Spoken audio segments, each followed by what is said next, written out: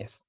हरिओम, नमस्कार. मी मनोज सर, तुमचं सर्वांचं आजच्या या नवरात्री उपवास एक शरीर शुद्धीची प्रक्रिया या व्याख्यान सत्रामध्ये सूर्यनमस्कार योग साधना इन्स्टिट्यूटतर्फे मी तुमच्या सर्वांचं सहर्ष स्वागत करत आहे. आपल्याला आज जे वक्ते म्हणून लाभले आहेत त्यांचं नाव आहे डॉक्टर बाळकृष्ण शिंदे सर. सरांचा अल्प परिचय करून द्यायचा झाला तर सर माझे परम स्नेही आहेत, परम मित्र आहेत. सरांनी academic education MSc botany plus PhD plus postdoc botany या विषयामध्ये केलं आहे. सरांनी योग शास्त्रामध्ये डिप्लोमा पूर्ण केलेला आहे. भारत सरकार आयुष मिनिस्ट्री यांच्याकडून YCB सर्टिफाईड सुद्धा ते योग शिक्षक आहेत.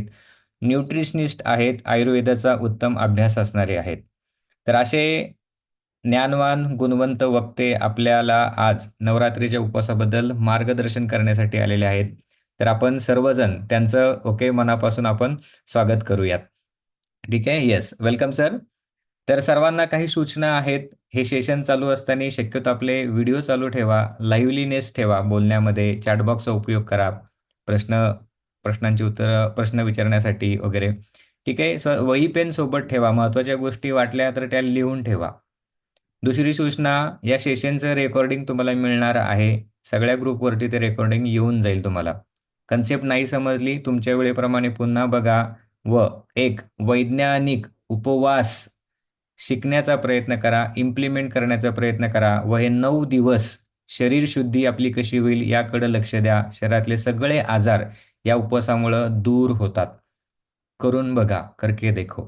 ठीक आहे. तर Balkrishna sir, welcome to the session. हरिओम सर.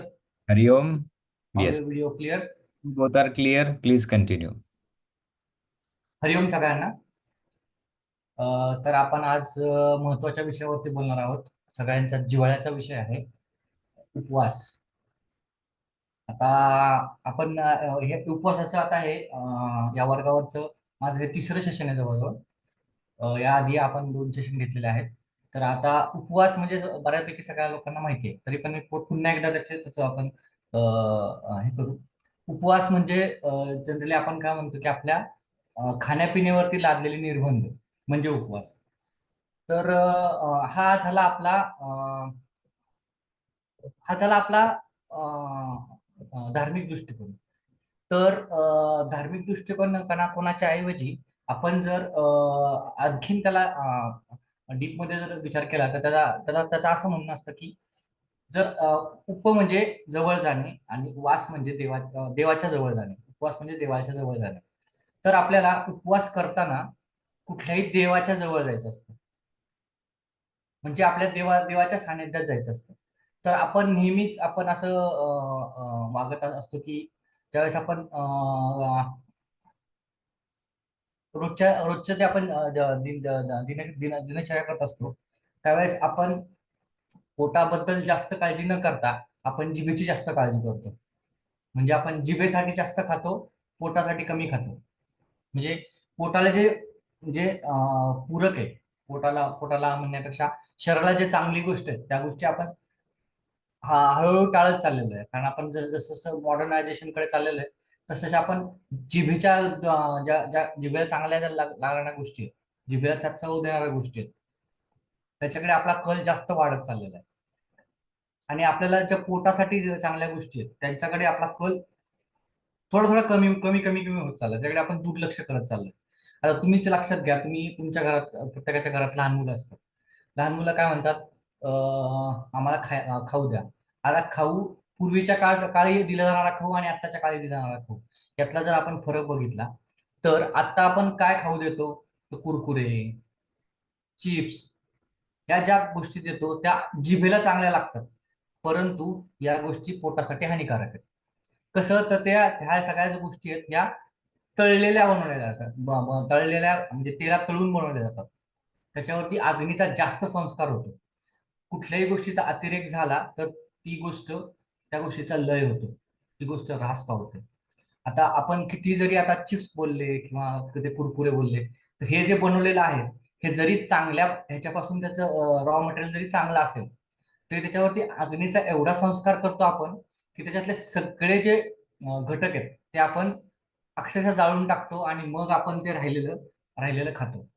तर हे न करता आपण जर त्याला कमीत कमी अग्नीचे संस्कार करून आणि जास्तीत जास्त आपल्याला पोषक घटक कसे मिळतील याचा विचार करून जर आपण अन्न सेवन केलं तर ते जास्त फायद्याचं आहे.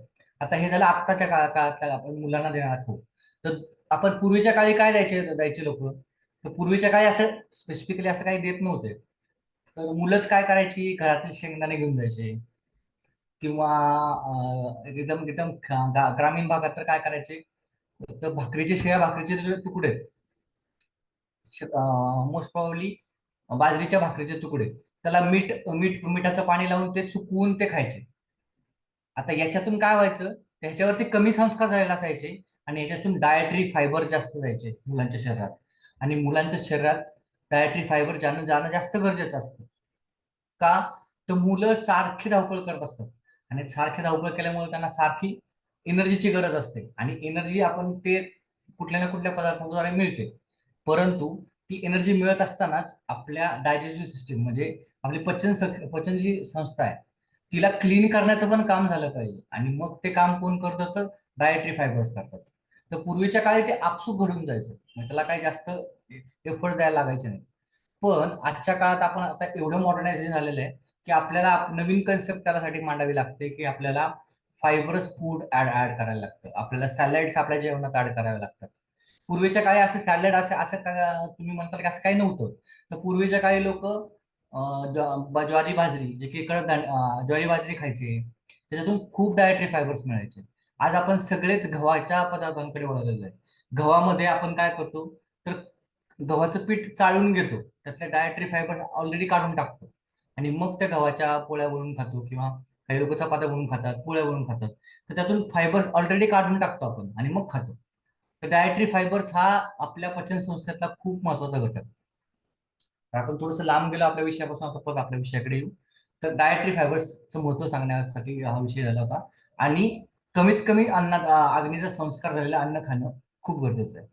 आता येऊ आपण आपल्या विचारांकडे की उपवासामध्ये सुद्धा हीच पद्धत आपण पाळली पाहिजे. उपवासामध्ये सुद्धा आपण त्याला पुढे बघूच.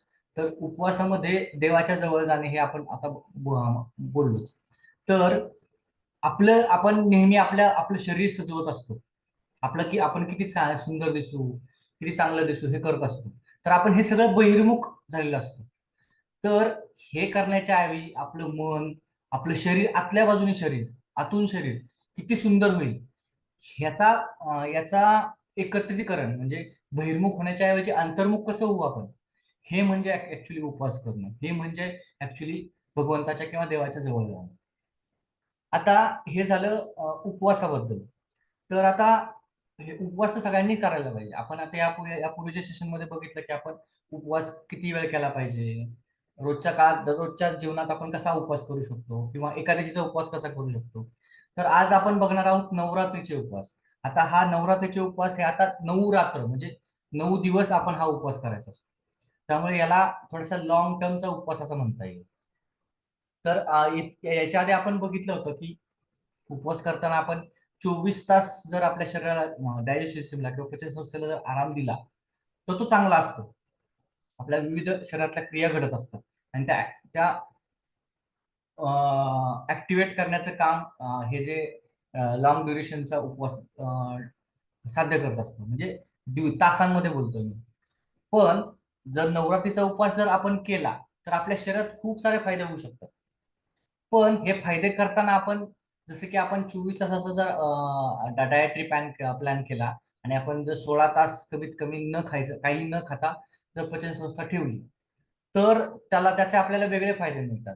पण असं आपण सलग 9 दिवस वगैरे करू शकत नाही. कारण आपल्या शरीराला नॉर्मल कामं करण्यासाठी किंवा नॉर्मल स्टेटला राहण्यासाठी काही एनर्जीची गरज असते. म्हणून हे उपवास करताना आपण काहीतरी खाल्लं गेलं पाहिजे. पण आता असं काय खाल्लं गेलं पाहिजे तर ते आपण थोडंसं पुढे बघणारच आहोत. पण आता हे का करायचं, तर नवरात्रीतच का करायचं, तर आता हे आपल्या पूर्वजांनी खूप चांगल्या प्रकारे अभ्यास करून ठरवले की बघा आता तुम्हीच बघा, श्रावण जातो, पहिला जर आषाढ येतो, आषाढामध्ये पाऊस पडतो चांगला आपल्याकडे. आषाढ, श्रावण, भाद्रपद या 3 महिन्यात खूप चांगला पाऊस पडतो. पण या काळात आपली पचनसंस्था ही खालवलेली असते, पचनसंस्था बिघडलेली असते ऍक्च्युली. पचनसंस्थेचा पाचक द्रव्य कमी असतं, आपला पाचन अग्नी कमी असतो. तर या काळात आपले तुम्ही तुम्ही जर लक्षात घेता तर या काळात आपली उपवासाची संख्या वाढलेली आहे. बघा, श्रावणात श्रावणी सोमवार पकडतात, काही लोक एक वेळेस जेवण करून श्रावणी पकडतात. आषाढ आषाढात आषाढी एकादशी असते, एकादशींचा उपवास करतात काही लोक. त्याच्यानंतर येतो गणपती चतुर्थी आली. नंतर काही लोक गणपती बसताना उपवास करतात, उठताना उपवास करतात.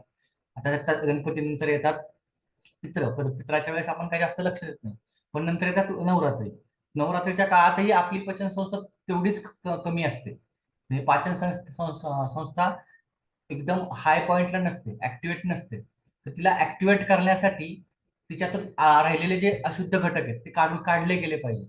आणि म्हणून पूर्वजांनी आपल्या प्लॅन केले की आपण नवरात्रीचे जर उपवास पकडले, म्हणजे नवरात्रीचा जर उपवास केला, तर आपल्या शरीरात जे मल साठलेले आहे, पचन संस्थेमध्ये साठलेले मल आहे, ते काढून टाकता येतील आपल्याला आणि आपली पचन संस्था जास्त प्रज्वलित करता येईल आणि जास्त चांगल्या प्रकारे आपण ती राखली जाईल.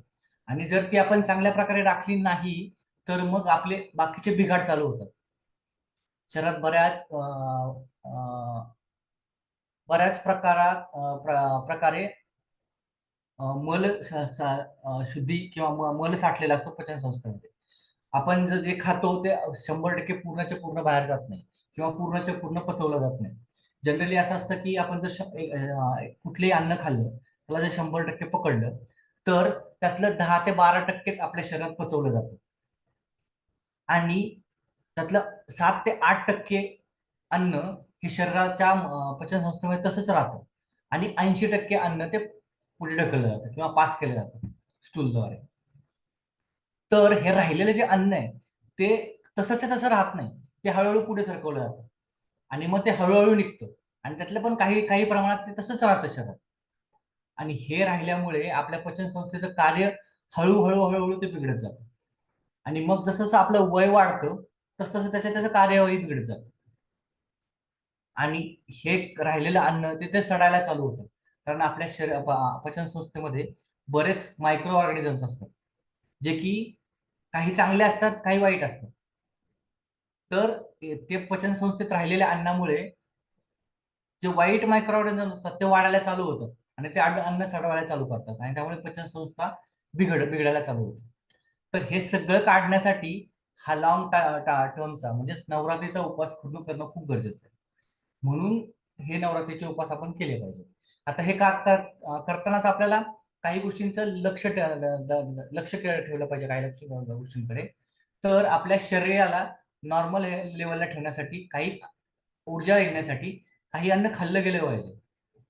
तर या काळात आपण जर असं अन्न खाल्लं जे की सहज पचेल, ज्याच्यातून सहज आपल्याला पचवता येईल अशा गोष्टी मिळतील. म्हणजेच काय, कार्बोहायड्रेट, प्रोटीन्स, फॅट्स जे की नॉर्मल पचवता येतील. आता आपण नॉर्मल पचवता येतील असे असे प्रोटीन्स, फायबर कशातून मिळू शकतात? तर फळांमधून आपल्याला सगळ्या गोष्टी मिळतात. आपल्याला डायटरी फायबर्स मिळतात, आपल्याला कार्बोहायड्रेट्स मिळतात, काही प्रमाणात प्रोटीन्स मिळतात, काही प्रमाणात फॅट्स सुद्धा मिळतात आणि राहिले मिनरल्स आणि बाकीच्या गोष्टी, विटामिन्स, या सुद्धा सगळ्या फळांमधून मिळतात. माझा काही प्रॉब्लेम आहे का? आवाज येतो सगळ्यांना? Yes sir, audio video both are okay. Okay. हा, तर फळं हे सगळ्यात चांगलं अन्न आहे. तर आपलं जे जे इव्होल्युशन झालेलं आहे त्याच्यामध्ये आपण पूर्वीच्या काळी पानं, फुलं, फळं ह्याच गोष्टी खात आलेलो आहे आणि तसंच आपलं आपलं उत्क्रांती होत गेलेली आहे. तर ह्या गोष्टी आपल्याला लवकर पचतात. तर अशा गोष्टी आपण हे उपवासाच्या काळात खाल्ल्या गेल्या पाहिजे, जेणेकरून आपल्या पचनसंस्थेवरती ताण पडणार नाही आणि त्याच्यामुळे आपली पचनसंस्था क्लीन व्हायला त्याची मदत होईल. म्हणून आपण हलकं अन्न नेहमी नेहमी उपवासात खाल्लं जातं. आता हे झालं उपवासाबद्दल आणि नवरात्रीबद्दल. नवरात्रीचाच का उपवास करायचा? तर लॉंग ड्युरेशनचा उपवास करणं गरजेचं आहे. आता त्याच्यानंतर या उपवासामुळे आपल्या शरीरावरती, मनावरती आणि आपल्या आध्यात्मिक प्रगतीवरती सुद्धा परिणाम होतो. तर तो एक एक परिणाम आपण बघू. आता शरीरावरती काय काय परिणाम होतात या उपवासाचे? हे सगळे उपवास केल्यामुळे पहिली तर गोष्ट आपण हे पचनसंस्था आपली सुधारायला मदत होते. म्हणजेच काय होतं, तर आपला अग्नी प्रदीप्त होतो, कारण आपला साठलेला मल निघून जायला मदत होते, कारण आपण त्याला थोडासा आराम दिलेला असतो. बरोबर. तर आयुर्वेदात सगळ्यांनी सांगितलेलं आहे, आयुर्वेदात आपल्या ऋषीमुनींनी सांगितलंय की कुठल्याही गोष्टीचा किंवा कुठल्याही आजाराचं उगमस्थान हे पोट आहे, म्हणजे आपली पाचन संस्था आहे. पचन संस्था बिघडली की तुम्हाला रोग जडणार आहे. म्हणून हे उपवास केल्यामुळे आपली पचन संस्था ही चांगली होते, आणि पचन संस्था चांगली तर आपलं सगळं आरोग्य चांगलं होतं. आणि हे चांगलं करण्यासाठी म्हणूनच आपल्याला त्याला थोडासा आराम देण्याची गरज असते. तर आपण असे काही पदार्थ खाल्ले ज्याच्यामुळे आपल्याला आराम मिळेल आणि त्या काळात आपल्याला लागणारी एनर्जीही मिळेल. असे जे अन्नपदार्थ जर आपण खाल्ले उपवासाच्या काळात, तर आपली पचनसंस्था चांगली चांगली होते. आता चांगली होते म्हणजे काय होतं, तर जे पाचक द्रव्य असतात शरीरात तयार होणारे, ते पाचक द्रव्य चांगल्या प्रकारे तयार होतात आणि आपला अग्नी प्रदीप्त होतो. आणि हा अग्निप्रदीप्त कशासाठी करायचा आपल्याला, तर आता नेमकाच नवरात्रीनंतर हळूहळू पावसाळा संपेल आणि हिवाळा लागेल, आणि हिवाळ्यामध्ये थंडी पडते. आता थंडी पडल्यामुळे काय होतं, तर आपल्या शरीरात जास्त ऊर्जेची गरज असते. जर आपली पचनसंस्था जर चांगली झालेली नसेल या काळात, आणि जर आपण हिवाळ्याला सामोरे गेलो, तर आपल्यावरती त्याचे दुष्परिणाम होतील. म्हणून पचनसंस्था जर चांगली प्रदीप्त झाली, तर चांगल्या प्रकारे आपण अन्न पचवू शकतो आणि आपलं शरीर निरोगी राहू शकतो. येणाऱ्या सगळ्या आजारांपासून आपण आपल्या शरीराला दूर ठेवू शकतो. म्हणून म्हणून हे उपवास करणं गरजेचं आहे. तर हा पहिला झाला पाचन संस्थेवरचा परिणाम.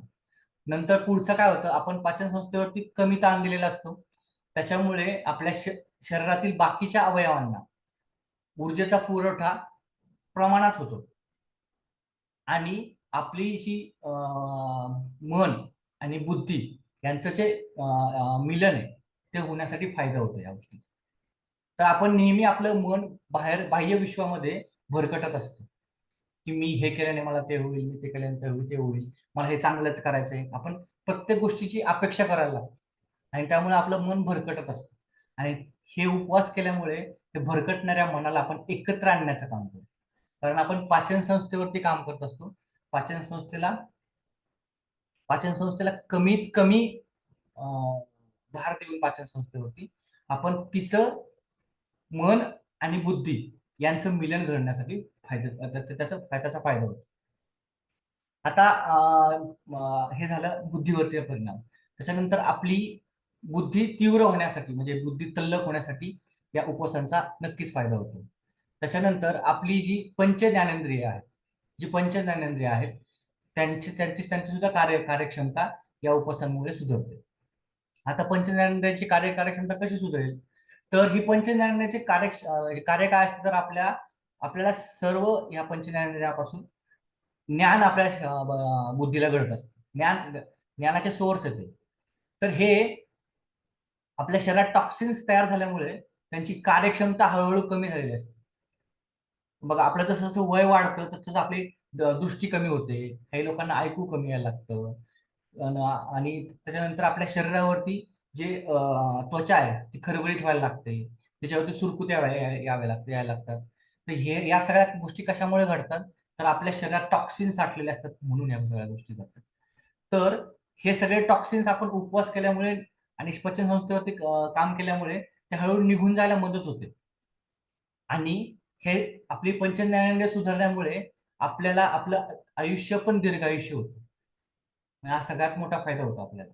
आणि आपल्याला नुसतं दीर्घायुष्य होऊन चालत नाही, तर आपल्याला रोगमुक्त दीर्घायुष्य जगायचंय. ते खूप महत्वाचं आहे. आज दीर्घायुष्य होऊ शकतो आपण, पण रोगासहित दीर्घायुष्य जगायचंय का रोगमुक्त दीर्घायुष्य जगायचंय, हे आपण आपल्याला ठरवलं पाहिजे आणि आपणच त्याचा विचार केला पाहिजे. तर आपल्याला या उपवासांमुळे लॉंग टर्म फायदा हा होणार आहे, की आपलं आयुष्य सुद्धा सुधारणार आहे, आणि ते सुद्धा रोगमुक्त होणार आहे. आता आणखीन काय फायदा होऊ शकतो, पंचज्ञानेंद्रिय झाले, बुद्धी झाली, नंतर पचनसंस्था सुधारली. आता या सगळ्याचा परिणाम आपल्या सर्क्युलेटरी सिस्टीम, म्हणजे कुठली, तर हृदयाचा कार्यक्षमता सुधारण्यावरती होणार. हृदयावरती सुद्धा याचा परिणाम होतो, कारण आपण ज्यावेळेस पचनसंस्थेला कमी काम करायला लावतो, तिच्यावरती कमी भार देतो, त्याच्यावरती आपसुकच आपल्या शरीरात जे साठणारे अन्न अन्न विषारी द्रव्य ते कमी होतात आणि ते कमी झाल्यामुळे आपली सर्क्युलेटरी सिस्टीम सुद्धा सुधारते आणि त्याचा हृदयावरती सुद्धा चांगला परिणाम होतो. म्हणजे जे आपल्याला हृदयविकार, हे हृदयविकारासारखे तीव्र आजार किंवा हे जे आजार जे जीवघेणे ठरतात त्याच्यापासून आपल्याला मुक्ती मिळू शकते किंवा ते आपण थोड्या काळासाठी टाळू शकतो. तर हे केल्यामुळे आता हे झाले आपले शारीरिक फायदे. आता आपण मानसिक फायद्यांकडे येऊ. मगाशी सांगितल्याप्रमाणे आपण मन आणि बुद्धी यांचं मिलन करत असतो उपवास केला करताना. तर मनाची शुद्धी कशी होते, तर आपण आपलं जे रोजच्या जीवनात जे जे जे मन असं भरकटत असतं ते भरकटण्याऐवजी आपण ज्या वेळेस कमी प्रमाणात खातो किंवा उपवास करतो त्यावेळेस मनाला एक शांतता मिळते. आणि ती शांतता कशामुळे मिळते, तर आपल्या शरीरात कमी टॉक्सिन्स तयार झालेले असतात किंवा आपल्या शरीरात जे साठलेले टॉक्सिन्स असतात ते निघून गेलेले असतात आणि त्याच्यामुळे आपल्या शरीराची शांतता होते. शरीराची शांतता झाली की आपसुकच आपल्या मनाची सुद्धा शांतता होते आणि ती शांतता ही खूप चांगली शांतता असते. त्याच्यामुळे आपल्याला खूप शांत वाटतं आणि एकदा मनाची शांतता झाली की आपलं जे आध्यात्मिक जीवन आहे ते सुधारण्यासाठी त्याची मदत होते. आता हे झाले शारीरिक, मानसिक आणि आध्यात्मिक फायदे उपवासाचे, जे की नवरात्राच्या 9 दिवसाच्या उपवासाचे फायदे. आता उपवास करताना आपण उपवास 3 टप्प्यामध्ये करायला पाहिजे. आपण फक्त काय करतो, उपवास एका टप्प्यातच विचार करतो त्याचा की मला उपवास करायचा. तर उपवास असा फक्त उपवास करायचा असं न करता जर आपण त्याला त्याचे 3 टप्पे केले, उपवासापूर्वीची पूर्वतयारी, उपवास आणि उपवासानंतर जे नंतर करायचे कर्म, म्हणजे उपवास सोडताना काय काय करायला पाहिजे आणि त्याच्यानंतर हळूहळू आपण कसं पूर्वपदावर यायला पाहिजे, याची जर आपण विचार केला तर तो खूप फायद्याचा ठरेल आपण नवरात्रीच्या 9 दिवसाचा उपवास करताना. तर बऱ्याच लोकांना खूप त्रास होतो या उपवासांमुळे. शेवटी शेवटी तर काही लोकांना चक्कर यायला लागते. तर ते आपण पुढे बघूच हे सगळं कसं करायचं. तर आता उपवासाची पूर्वतयारी काय केली पाहिजे.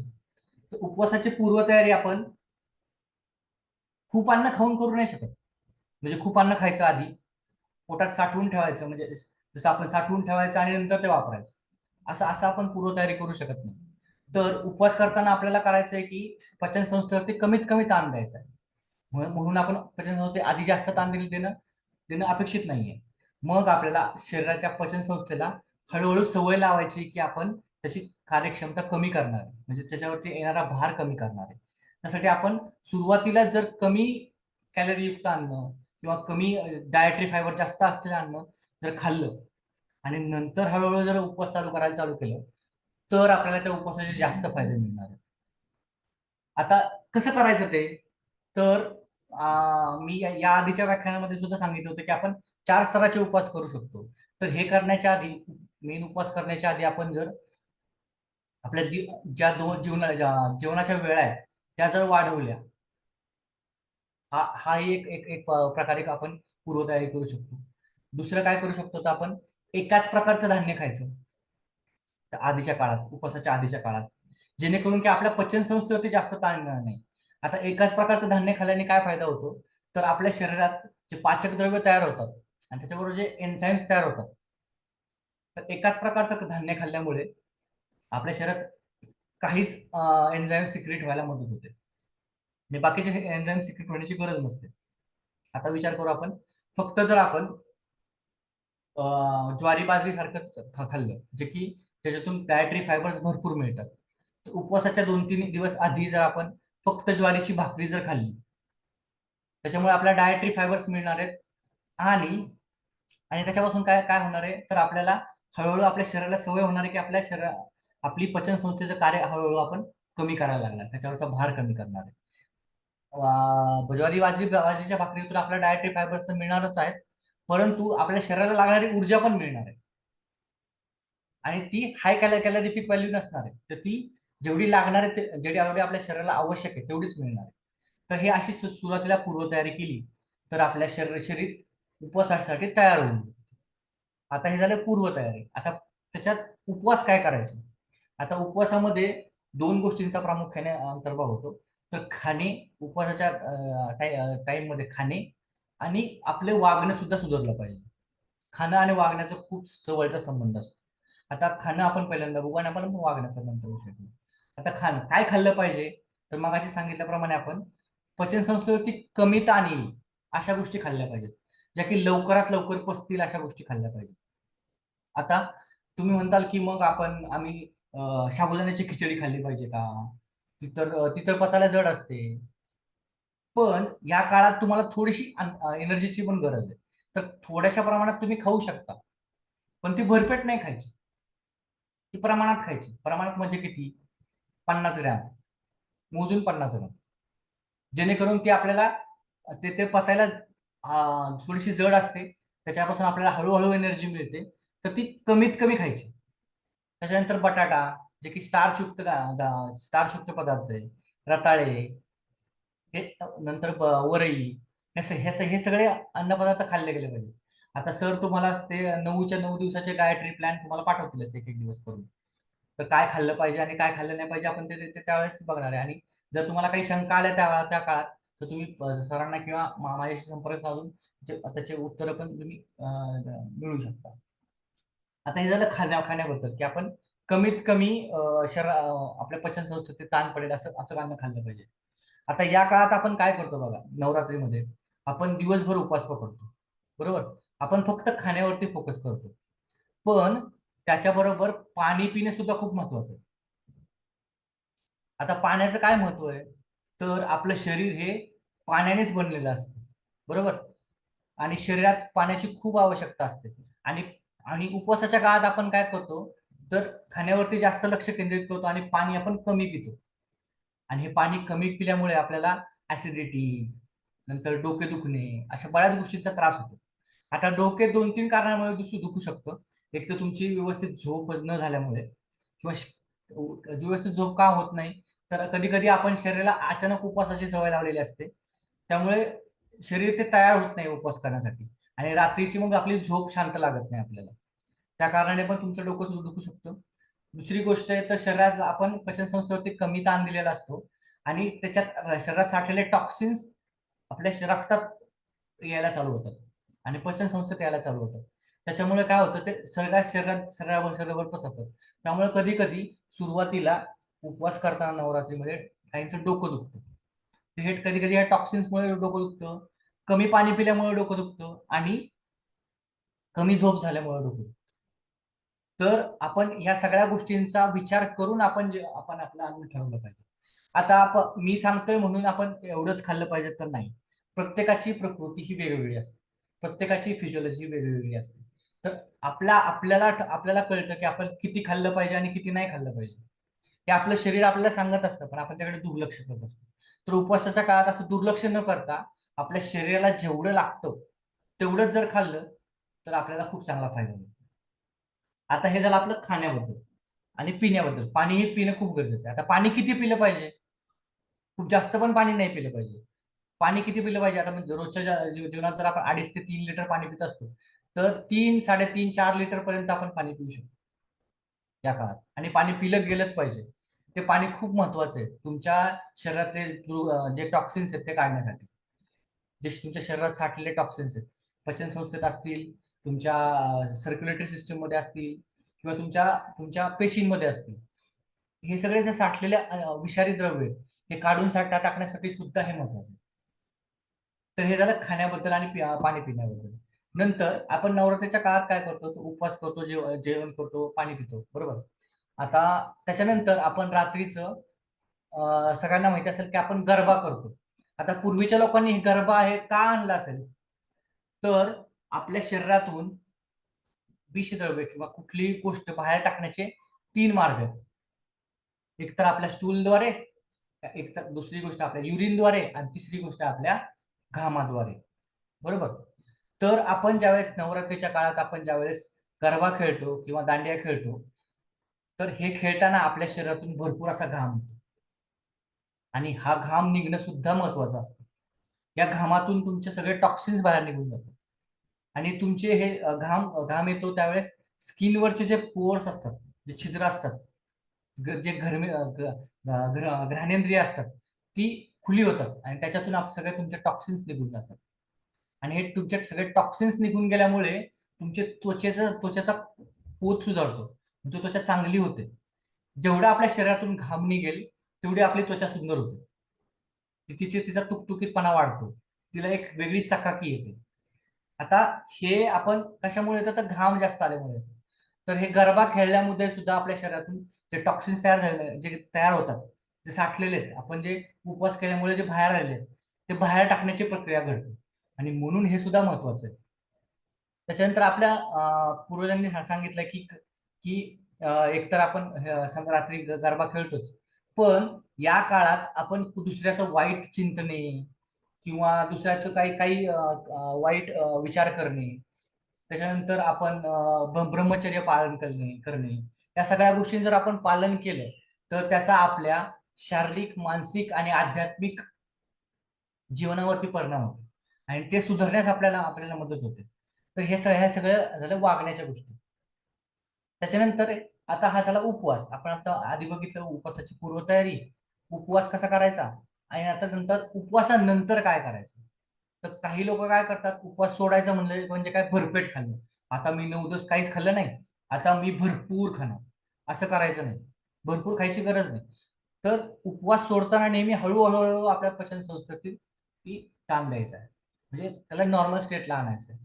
तर भरपूर न खाता काही लोक काय करतात, 9 दिवस उपवास करतात आणि डायरेक्ट 10व्या दिवशी पोळ्या करतात आणि पोळ्या खातात. पोळ्या कशाच्या बनवतो आपण, पुरणपोळ्या, डाळीच्या आणि गव्हाच्या. दोन्ही पचायला जड, त्याच्यामुळे खूप त्रास होतो. हेही नाही कळायचं. काही ठिकाणी प्रथा आहे की 9 दिवस उपवास केल्यानंतर 10व्या दिवशी तिकडे मटण करतात आणि ते मटण खातात, म्हणजे मांसाहार करतात. ते हेही नाही केलं पाहिजे, कारण हे पण पचनासाठी जड असतं. तर हे सगळं टाळलं पाहिजे. आता मग तुम्ही म्हणता की करायचं काय, तर उपवास सोडताना नेहमी हलक्या गोष्टी खाव्या, जसं की भात. पण भात सुद्धा आपण जर नॉर्मल भात केला तर तो जड असतो. तर भात जर तुम्ही तांदूळ भाजून मग शिजवला तर तो आणखीन हलका होतो. तर असा भात जर आपण खाल्ला सुरुवातीला, नंतर हळूहळू डाळ खिचडी, नंतर हळूहळू भाकरी, नंतर हळूहळू मग मग तुम्ही नॉर्मल डाएटवरती येऊ शकता. तर हे सगळं हळूहळू करायचं असतं. आता तुम्ही म्हणता हळूहळू म्हणजे किती वेळ हळू करायचं, तर हळूहळू म्हणजे 1 ते 2 दिवस आपल्या शरीराला त्याची सवय लावायची, की 9 दिवसानंतर 1 ते 2 दिवस आपण फक्त भात, डाळ खिचडी एवढंच खायचं. नंतर पुढचे 2 दिवस फक्त तुम्ही भाकरीचंच अन्न सेवन करायचं, म्हणजे भाकरी, थोडीशी भाजी, आणि त्यातही तुम्ही डाळ डाळ वरण डाळ हे घेऊ शकता.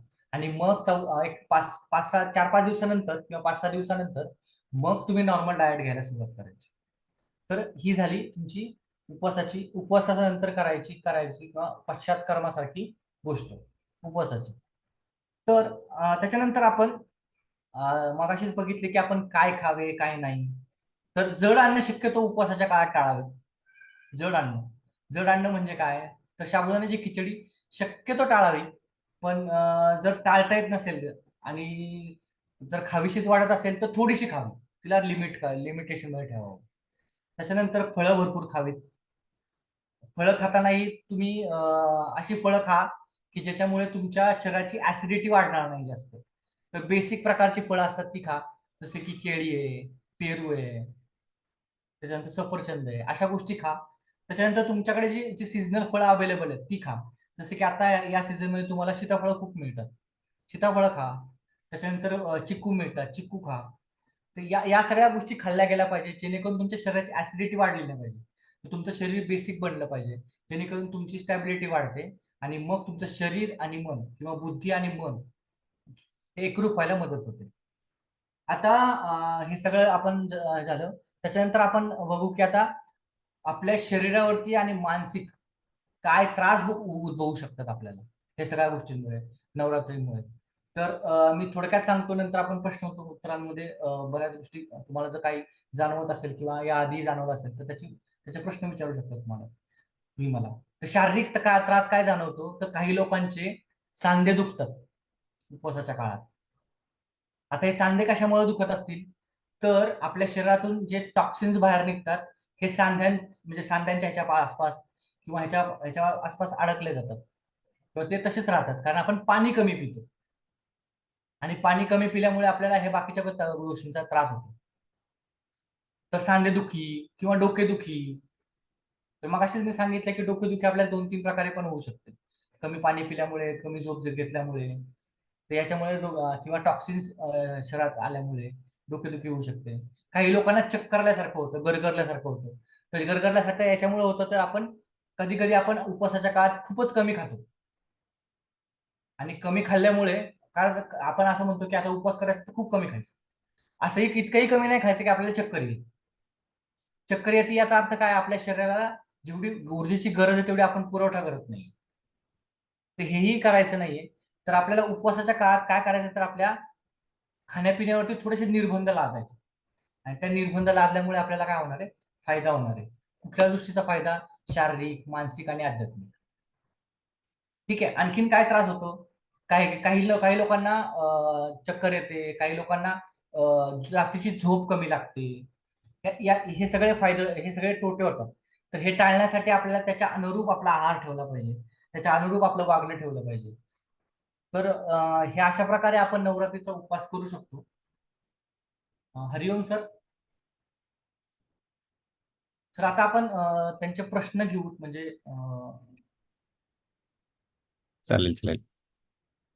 तुम्हाला काही प्रश्न असतील उपवासासंदर्भात, तुम्ही डायरेक्टली हात वरती करा. ओके, किंवा चॅट बॉक्समध्ये टाईप करून तुम्ही पाठवू शकता.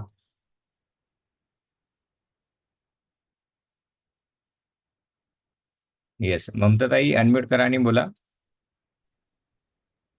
हॅलो सर, हरिओम. हरिओम. सर, मला एक डाऊट होता. ॲक्च्युली मी प्री डायबिटिक आहे. तर साबुदाणा तर मी खातच नाही. झाले आता आपली योग साधना चालू केली तेव्हापासून साबुदाणा बंदच आहे, 2 वर्षापासून, 1.5 वर्षापासून. तर सॉरी, भगर. भगर कशी, म्हणजे त्याच्याने काही हरकत नाही ना खाल्ली तर, म्हणजे प्री डायबिटिक असल्या कारणाने? काही काही हरकत नाही. फक्त प्री डायबेटिक असताल तुम्ही, तर तुम्हाला काही मेडिकेशन जर चालू असेल तर नाही त्याची सर. सुद्धा नाही, त्याची सुद्धा काळजी घ्या. आणि भगर खाल्लेली चालेल, काही हरकत नाही. फक्त ओके. भगरमध्ये एक एक तोटा होतो. भगरमध्ये भेसळ होण्याचं प्रमाण वाढतं या काळात. कारण ह्या काळात भगरची मागणी वाढते आणि ओके. भगरमध्ये भेसळ होण्याचं प्रमाण वाढतं. तर त्याची जरूर काळजी घ्या की तुम्ही भगर भेसळयुक्त नाहीये याची काळजी घ्या. बाकी काही हरकत नाही खायला. Yes sir, yes sir, yes sir. आणि आणखी काय खाऊ शकतो, की जेणेकरून आपली शुगर, म्हणजे ते पण आपल्याला कंट्रोल ठेवता येईल अ, त्या हिशोबाने? शुगर कंट्रोल, आता शुगर कंट्रोल ठेवायचं असेल तर तुम्ही आता उपवास करताना ते आपोआप शुगर कंट्रोल होतं. तर ओके. तुम्हाला जास्तच काळजी करायची असेल, म्हणजे त्याच्याबद्दल करायचं असेल, तर शिंगाड्याचं पीठ मिळतं, ते वापरू शकता. त्याचे हो थालीपीठ सर. करून खाऊ शकता. सर आता देतीलच डाएट प्लॅन. हो. त्याच्यानंतर कंदयुक्त फळं तुम्ही खाऊ शकता, म्हणजे की बटाटे थोडेसे, रताळे, अशा सर, गोष्टी खाऊ बटाटे तर शकता. नाही चालत ना सर? बटाटे तर खूप, म्हणजे मी बटाटा खातच नाही सर ॲक्चुअली. जसं हा मला कळलं ना, तर मी तेव्हापासून मी बंदच केलाय हा बटाटा, पण पण भात. पण पण या काळात थोडेसे बटाटे खाण्याची गरज असते आपल्या शरीराला. कारण अच्छा. आपण कारण हा हा लॉंग टर्मचा उपवास आहे. ओके, तर ओके. स्टार्च युक्त थोडस पदार्थ आपल्या शरीरात गेले पाहिजेत. हं, हं, हं, हं, हं. आता स्टार्च खाल्ल्यामुळे काय होतं, तर आपल्या शरीराला हळूहळू एनर्जी मिळते. ओके. आणि ती गरजेची असते आपल्या शरीराला. आपण काय करतो की हे टाळतो आणि मग आपल्याला बाकीचे प्रॉब्लेम चालू होतात. मला थोडीशी चक्कर येते, मला हे होतं. तर ते अशा काळात कशामुळे येतं, तर ही कारणं असतात की आपण ते प्रयत्नपूर्वक टाळलेली असते ती गोष्ट. पण ती ओके. शरीराला थोडीशी गरजेची असते. Okay, okay. हां, आता हां. स्टार्चयुक्त पदार्थ का खाल्ले पाहिजे? थोडेसे खाल्ले पाहिजे, म्हणजे त्याचंही प्रमाण वाढवलं नाही पाहिजे, थोडेसेच खाल्ले पाहिजेत. पण स्टार्च खाल्ल्यामुळे आपल्याला एक्सटेंडेड एनर्जी मिळते. आता स्टार्च काय आहे, तर जे नॉर्मल कार्बोहायड्रेट असतात, म्हणजे जे की ग्लुकोज असतं आणि फ्रुक्टोज असतं, किंवा असे जे छोटे छोटे कार्बोहायड्रेट्स आहेत, त्याचं कॉम्प्लेक्स बनवलेलं असतं, म्हणजे स्टार्च बनतं. तर ते ओके. कॉम्प्लेक्स हळूहळू डिग्रेड होतं, म्हणजे हळूहळू त्याचं विघटन होतं हळूहळू. आणि मग हं, हळूहळू हं. आपल्या शरीराला एनर्जी पुरवली जाते. अच्छा. आणि जेणेकरून आपल्याला प्रोलॉंग उपवास करू शकतो आपण, म्हणजे आपल्या 2 जेवणामधलं अंतर थोडंसं वाढवू शकतो. ओके, तर हे ओके. पदार्थ खायला हरकत नाही, काही काही काही प्रमाणात. ओके. Thank you sir. खाईल आता. Thank you, thank you. Okay sir. रुपालीताई अनम्यूट करा आणि बोला. Hello sir. हा, हरिओम सर. हरिओम ताई. हरिओम सर. माझं बाळ 1.5 वर्षाचं आहे. हम्म, रात्री झोपताना फिडिंग चालू असतं बाळाला. हम्म, पण तरी मला उपवास धरायचा आहे. तर मग खाण्यात अजून काही ऍड करायचं किंवा काही कमी करायचं का? नाही, तुम्ही जर म्हणजे बाळाला हे करत असाल तर हो, माझ मी रात्री मी दीड नंतर. पर्सनली तुम्हाला सांगेल की तुम्ही उपवास करू नका. कारण तुमच्यावरती बाळ डिपेंड आहे. तर जर आपल्यावरती कुणी डिपेंडेंट असेल तर आपण त्याची पण काळजी केली पाहिजे. आणि जर जर तुम्हाला करायचाच असेल तर एकदमच दोन जेवणामध्ये अंतर नका वाढवू. आणि भरपूर म्हणजे तुम्हाला भरपूर थोडंसं जास्त खाल्लं पाहिजे. नॉर्मल व्यक्तींपेक्षा थोडंसं जास्त खाल्लं पाहिजे.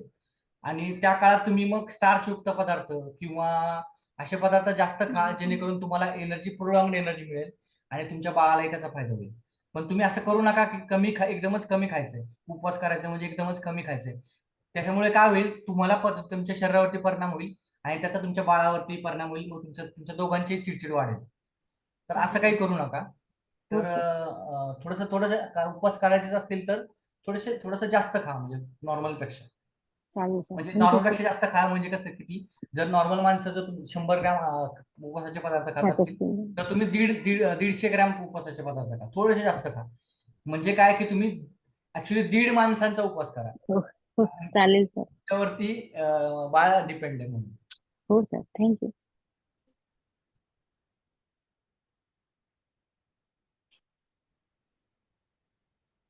श्यामलताई अनम्यूट करा आणि बोला. तर मला एक विचारायचं होतं की दूध पिता येईल का? कारण चहा तर तुम्ही नाही म्हणता, तर मग दूध पिता येईल का? दही खाता येईल का? हो, दही खाता येईल, दूध पिता येईल. पण दूध जास्त प्रमाणात घेऊ नका. कारण दूध जर जास्त प्रमाणात घेतलं तर आपल्या पचन संस्थेवरती जास्त ताण येतो. तर जास्तीत जास्त कपभर दूध घेऊ शकता तुम्ही. आता कपभर दूध म्हणजे किती, 30 ते 40 ml दूध येतं एका कपामध्ये. तर तेवढं घेऊ शकता तुम्ही. आणि आणखीन एक सांगायचं की दूध हे जगातलं सगळ्यात चांगलं अँटॅसिड आहे. नॅचरल अँटॅसिड आहे, जगातलं सगळ्यात चांगलं. तर तुम्हाला कधी कधी असं वाटलं की मला ऍसिडिटी झाली आहे अशा काळात, तर अवश्य थोडंसं कपभर दूध प्या तुम्ही. थंड दूध प्यायचं पद्धतीने. गरम दूध अजिबात नाही, थंड दूध प्यायचं. थँक्यू. आणि दही खाऊ शकता, ऑफकोर्स दही खाऊ शकता.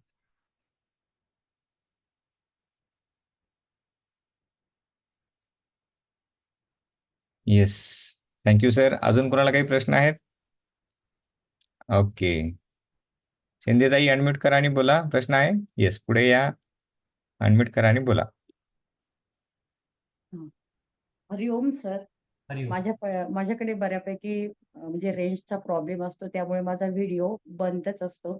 सर, मला एक प्रश्न विचारायचा आहे की जेव्हापासून आम्ही योगा जॉईन केला, सकाळी उठल्यानंतर 1 ग्लास आम्ही कोमट म्हणजे थोडंसं जरासं गरम पाणी पितो. तर बरोबर. आता आपण या कालावधीत जे पाणी सांगितलेलं आहे प्यायला, तर नॉर्मल घ्यायचं की कोमट, जे सकाळी घेतो ते? सकाळी घेता ते कोमट पाणी घ्यायलाच पाहिजे. त्याने तुमच्या शरीरातल्या नाही नाही ज्या नाही, उपवास काळामध्ये दिवसभर आपण जे पाणी घेणार. दिवसभर तुम्ही नॉर्मल पाणी घ्या, हरकत नाही. आणि जर अच्छा. तुम्हाला सवय असेल कोमट पाणी घ्यायची तर कोमट पाणी घेऊ बरं. शकता. चालेल घेऊ चालेल. शकता. पण बऱ्याच लोकांना काय होतं प्रॉब्लेम, कोमट पाणी घेतल्याने उमदळतं, म्हणजे उमचळतं. हा हा, हा बऱ्यापैकी माझा पण आहे तो प्रॉब्लेम, हा म्हणूनच. तसं असेल तर मग कोमट पाणी नका घेऊ, तुम्ही नॉर्मल पाणी घ्या. आणि ओके. सकाळी मात्र कोमट पाणी हा, घेणं ते फायद्याचं घेते. ठरतं. Okay sir. Thank you sir. Yes, श्रद्धाताई अनम्यूट करा आणि बोला. सर, मला थायरॉइड आणि दमा दोन्ही पण आहे. तर अशा वेळेस उपवास केला तर चालेल? कारण कधी कधी अं, मला गोळी ओढावं लागते. हा, आणि तुम्हाला मेडिकेशन चालू आहे, म्हणजे गोळ्या चालू आहेत? गोळी म्हणजे त्रास झाला तर गोळी ओढावं लागते. बरं. तर तुम्ही उपवास करण्याच्या अगोदर तुमच्या डॉक्टरांचा सल्ला घ्या नक्कीच. कारण डॉक्टरांच्या सल्ल्याशिवाय तुम्ही उपवास, मी तरी तुम्हाला रेकमेंड नाही करणार. तुमच्या डॉक्टरांचा सल्ला घ्या. तुमचे फॅमिली डॉक्टर असतील किंवा कोणी असेल तर त्यांचा सल्ला घ्या आणि मग उपवास करा. असाही तुमच्या मनाप्रमाणे उपवास करू नका. कारण जर उपवासामध्ये जर तुम्हाला त्रास झाला तर तो जास्त प्रमाणात होऊ शकतो. कारण तुमची बॉडी म्हणजे तुमच्या शरीराला तुम्ही जास्त म्हणजे पचनसंस्थेला जास्त कार्य न देता कमी एनर्जी दिल्यामुळे बॉडीत तुमच्या विकनेस येऊ शकतो. त्यामुळे तुम्ही डॉक्टरांचा सल्ला घेऊनच उपवास करा. Okay sir, thank you. Yes, Pravinji unmute करा आणि प्रश्न विचारा. का ड्रायफ्रुट्स? हॅलो, येस, आवाज येतोय? हो. येस. हो, ड्रायफ्रुट्स आणि राजगिराचे लाडू. आणि कारण की मोस्ट ऑफ द आपल्याला वेट लॉस होण्यासाठी प्रोटीनची गरज असते. ठीक आहे. तर माइट बी मी रोज एक प्रोटीन शेक घेतो, पण आय नो की म्हणजे प्रोटीन शेक नाही असतं, उपवासाला नाही चालत. पण जर हम्म. आपल्याला शरीराला समजा ज्याप्रमाणे आपलं वेट असतं, सपोज मला 70 kg वेट आहे, तर 70 ग्राम मला प्रोटीन हवं आहे, तर आपला 9 दिवस प्रोटीन कुठून भेटणार? कारण हा तर प्रोटीन तुम्ही हा महत्वाचा भाग आहे. बरोबर, तुम्ही ड्रायफ्रुट्स खाऊ शकता. बदाम तुम्ही खाऊ शकता, पण बदाम कच्चे बदाम खायचे नाही. तर बदाम भिजवायचे पाण्यात, रात्रभर भिजवायचे, सकाळी त्याची साल काढायची आणि ते बदाम तुम्ही खाऊ शकता, किंवा त्या बदामाचं दूध बनवून खाऊ शकता. किंवा तुम्ही मग नारळाचं दूध पण तयार करता येतं, नारळाचं दूधही घेऊ शकता. त्यातून तुम्हाला प्रोटीनचं सप्लिमेंट मिळून जाईल.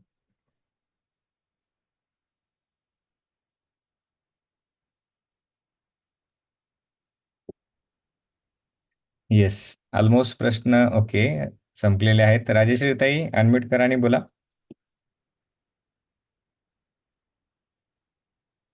नमस्कार सर, नमस्कार. आवाज येतोय माझा? हो. म्हटलं सर, मला उपवास करायला मुळीच आवडत नाही, पण मग सगळे करतात म्हणून मग मी पण उपवास करते 1 किंवा 2 दिवसाचा. पण मग आता तुम्ही सांगितलं की शरीर शुद्धीकरणासाठी आवश्यक आहे उपवास करणं. तर मग पण मग मनापासून सर माझी इच्छाच नसते उपवास करायची. हा, आता पण मग तुमची उपवास करण्याची इच्छा नसते, तरी सुद्धा तुम्ही उपवास करून बघा. आणि केल्यानंतर 9 दिवसानंतर उपवास म्हणजे सायंटिफिक दृष्ट्या उपवास करून बघा, आणि ते उपवास केल्यानंतर किती फायदे होतात ते ते ते तुम्हीच आम्हाला कळवा. मग बघा तुम्हाला किती फायदे होतात ते. आणि खरंच तुम्हाला शारीरिक, मानसिक आणि आध्यात्मिक नक्कीच फायदा होईल. ठीक आहे. तर तुम्ही करून बघा. फक्त ते म्हणजे जे चालेल. सांगितलेले मुद्दे तेवढे लक्षात ठेवून उपवास करा. म्हणजे उपवास करताना एकदमच कमी खाणे किंवा जास्त खाणे हे टाळा. अशक्तपणा फार येतो सर मला, म्हणूनच हा, मी अशक्तपणा येतो कारण कारण तुम्ही तुमच्या शरीराला जेवढी गरज असते त्याच्यापेक्षा कमी खाता, म्हणजे कमी एनर्जी देता शरीराला, प्रोव्हाइड करता. त्याच्यामुळे तुम्ही थोडंसं जास्त खा. तुम्ही आता जे उपवास करताना जेवढं खात असताल त्याच्यापेक्षा थोडंसं जास्त खाऊन बघा. तेच पदार्थ थोडेसे जास्त खाऊन बघा आणि मग उपवास करा. बघा तुम्हाला नक्कीच ठीक आहे. फायदा होईल. हो हो, ठीक आहे सर, धन्यवाद. आणि पाणी पाणी मात्र भरपूर प्या. पाणी पण बरेच लोक कमी पितात उपवासाच्या हो काळात. हो, पाणी भरपूर चालेल प्या आणि थोडंसं जास्त खा, तुम्हाला फायदा होईल. चालेल, नक्की करून बघते सर.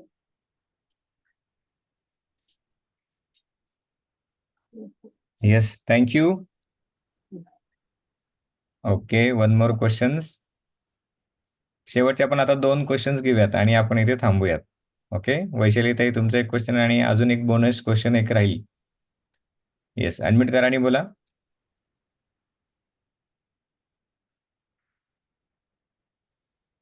बोला. हॅलो.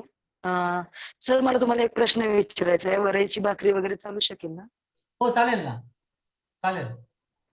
हा, फक्त वरईची काय होईल, भाकरी वरईची आणि वरईची भाकरी करताना काय करतो आपण, ती कोरडी होते. त्याच्यामुळे थोडंसं काहीतरी हो. ओलं, म्हणजे शेंगदाण्याची आमटी वगैरे असं काही त्याच्याबरोबर जर जोडीला दिलं तर ती चांगल्या प्रकारे चालेल. म्हणजे कोरडी खाऊ आणि नका तुम्ही. हो, चालेल बटाट्याची ना, भाजी वगैरे नाही खाऊ शकत? चालेल चालेल ना? ना, चालेल ना, चालेल ना, पण प्रमाणात जास्त प्रमाणात खायचं नाही. ते पण प्रमाणातच हो, खायचं. चालेल सर. म्हणजे शेंगदाणे कमी खाण्यात यायला पाहिजे ना? हो, शेंगदाणे कमी खा, म्हणजे जास्त खाऊ नका. तुम्हाला शरीराला जे आता तुम्ही तुमचाच अनुभव घ्या, हळूहळू तुम्हाला अनुभव येईल की तुम्हाला किती शरीराला हो. किती खाण्याची गरज आहे. म्हणजे एवढं पण खाऊ नका, कमी खाऊ नका की तुम्हाला चक्कर वगैरे येईल किंवा विकनेस येईल, आणि इतकं पण जास्त खाऊ नका की तुमच्या शरीराच्या पचनसंस्थेवर ताण येईल. म्हणजे ते कसं कळतं पचनसंस्थेवर ताण आलाय, तर खाल्ल्यानंतर तुम्हाला जर झोप यायला लागली किंवा तुम्हाला असं हं. अस्वस्थ वाटलं, तर समजून जायचं की आपण जास्त खाल्लंय. आणि जर आपण ओके. कमी खाल्लं तर आपल्याला अशक्तपणा येतो. तर याच्या मधल्या स्टेजमध्ये तुम्ही खा. आता मी हे का प्रमाण सांगत नाही प्रत्येक ठराविक, तर प्रत्येकाची प्रकृती वेगळी असते, प्रत्येकाचं स्थळ काळ वेगळा असतो. हो. त्याच्यामुळे प्रत्येकाची फिजिओलॉजी वेगळी असते, त्याच्यामुळे प्रत्येकाचं प्रमाणही वेगळं असतं. त्याच्यामुळे आपणच आपलं प्रमाण ऍडजस्ट केलं पाहिजे, आणि मग आपण ठरवलं पाहिजे की इतकं खाल्ल्यावरती मला झोप वगैरे लागत नाही, पण फ्रेश वाटतंय, तेवढंच खा. हो सर, ठीक आहे. Thank you sir. येस, शेवटचा प्रश्न शशिकला ताई अनम्यूट करा आणि बोला.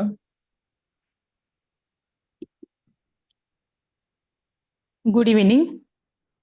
हा सर, माझा असा प्रश्न आहे की राजगिरा लाडू खाल्ला तर चालेल का? म्हणजे सकाळी 3 लाडू, दुपारी संध्याकाळी 3 लाडू आणि मध्ये फ्रुट्स, का बघा, सगळंच पाहिजे, बटाटा वगैरे सगळंच पाहिजे? तसं नाही. कसं आहे माहिती का, तुमच्या शरीराला किती गरज आहे ते बघा. आता तुम्ही राजगिराचे 3 लाडू आज सकाळी खाणार, राजगिराचे लाडू 3 संध्याकाळी खाणार आणि मधल्या काळात थोडं काहीतरी खाणार. त्याने तुमच्या शरीराची एनर्जी भागेल का? म्हणजे तुमच्या शरीराचे जे नॉर्मल कार्य आहे ते होण्यासाठी बरं ते बरं सफिशियंट आहे का हे चेक करा. जर तुम्हाला ते 3 लाडू खाऊन मध्ये परत भूक लागत असेल म्हणजे तुमच्या शरीराला ते ते ते कमी पडतंय. सफिशियंट नाहीये. बरं. सफिशियंट नाहीये ते, किंवा तुम्हाला अशक्तपणा जाणवेल. आता तो कधी कधी अशक्तपणा कधी कधी काही लोकांना लेट जाणवतो, म्हणजे दुसऱ्या दिवशी हा. तिसऱ्या दिवशी असं जाणवतो. तर आपल्याला अशक्तपणा जाणवण्याच्या आधीच कळून जाते की आपल्याला आपण थोडंसं वीक होत चाललंय. तर ते ते असं वाटलं की लगेच तुमचं खाण्याचं प्रमाण थोडंसं वाढवा. आणि मग संध्याकाळी जर आपण वरईचे तांदूळ आणि त्यात एक बटाटा घालून खाल्लं तर हो, चालेल ना, चालेल? चालेल, चालेल, चालेल. त्याच्याबरोबर 2 वेळा तापवलेलं दूध असेल थोडंसं घेतलं तर? हो, थोडं घ्या, पण दूध जास्त घेऊ नका. दूध का जास्त घ्यायला सांगत नाहीये मी, तर दूध जास्त खाल्ल्यामुळे आपल्या पचन संस्थेवरती जास्त ताण पडतो. आता हा हा त्याच्याऐवजी जर दही खाल्लं तर पचन संस्थेवरती तेवढा ताण पडत नाही ठीक आहे. पचवायला. कारण दही करताना त्या दह्यात असणाऱ्या बॅक्टेरियांनी ऑलरेडी ते दही थोडंसं पचवलेलं असतं. म्हणजे ते कॉम्प्लेक्स मॉलिक्युल्स थोडे सिम्पल मॉलिक्युलमध्ये कन्वर्ट केलेले असतात. त्यामुळे दही पचायला जड असतं दुधापेक्षा. सॉरी, दही पचायला हलका असतं दुधापेक्षा. दूध जड असतं पचायला. Okay, thank you sir, thank you. Okay. छान छान प्रश्न येत आहेत. अजून एक प्रश्न आलाय. रावसाहेबजी अनम्यूट करा आणि बोला. हॅलो, नमस्ते सर. नमस्कार. मी करतो माझा हा सेकंड, म्हणजे पहिल्या वर्षी केला होता, दुसऱ्या वर्षी पण करतोय मी आता. ताक पिलं तर चालेल ना दुपारी एक? हो, नक्कीच, नक्कीच. ताक पिलेलं कधीही चांगलं. ओके, एक वेळ ताक पिलं चालेल दुपारी, हो, हो, हो. बाकी सकाळी संध्याकाळी.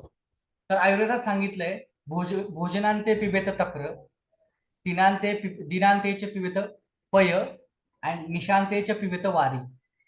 तर हे जर केलं आपण तर आपल्याला वैद्याची जायची काहीच गरज पडणार नाही. तर त्याचा अर्थ समजून सांगतो.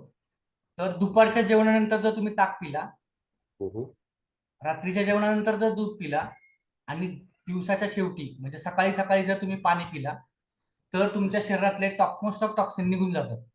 आणि टॉक्सिन्स निघून गेल्यामुळे तुम्हाला वैद्याकडे जायची गरजच पडत नाही. काय, तुमची पचनसंस्था आपोआप सुधारलेली असते आणि पचनसंस्था सुधारली की तुमचं शरीर सगळं निरोगी राहतं. त्यामुळे ताक नक्कीच चांगलं दुपारी पिण्यासाठी. Okay, thank you.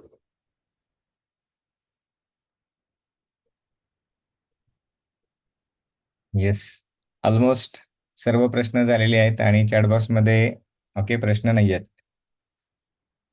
तर आता आपण शेवटच्या सेशनकडे जाऊयात, आभार प्रदर्शन.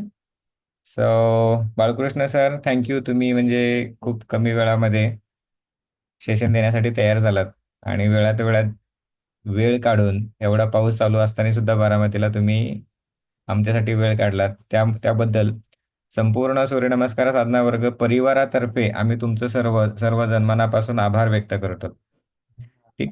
तर सरांनी आज मस्त छान उपवास म्हणजे काय, उपवासाचे महत्व, उपवासाचे प्रकार, उपवासामध्ये काय खावं, काय खाऊ नये, कसं वागावं, ओके, याबद्दल खूप छान पद्धतीची माहिती दिली. ओके, त्याबद्दल आमच्या भरपूर साधकांची कन्सेप्ट क्लिअर झाल्या. तर त्याबद्दल आम्ही सर्वजण तुमचे नेहमी उपकृत राहू सर.